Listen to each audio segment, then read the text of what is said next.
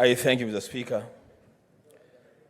Mr. Speaker, Chapter 6 of the Constitution of Kenya 2010 requires that public officers, public servants, state officers must bring honor and dignity to the nation and dignity to their offices.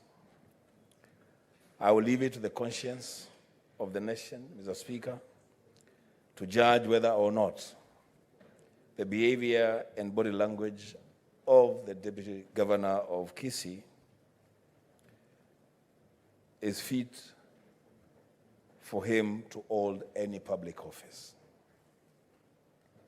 The Speaker, the Deputy Governor of Kisii has not just lied on oath and on record.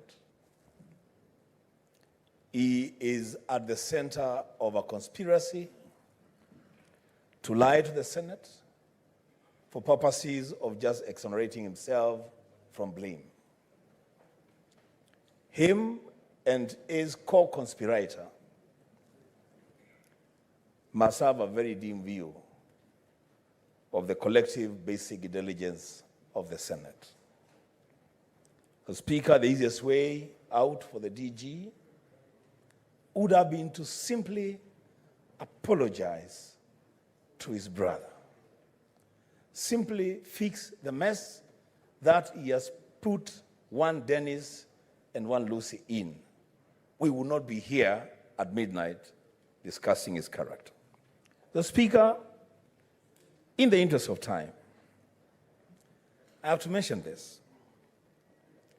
The key witness in defense of the DG has broken the hearts of millions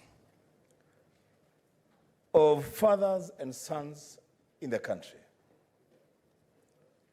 I want to take this opportunity, Mr. Speaker, to assure my son Emmanuel that if I am ever to put him in any mess, I will stand with him.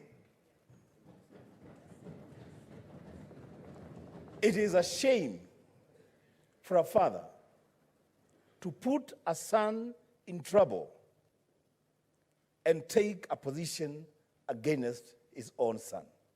This is not a trivial matter. This is a serious matter. We must fix the mess in Kisii, and Mr. Speaker, for and on behalf of the great people of Kitui County, I will stand to be counted to fix the mess in Kisii County. I thank you, Mr. Speaker. Senator Newton.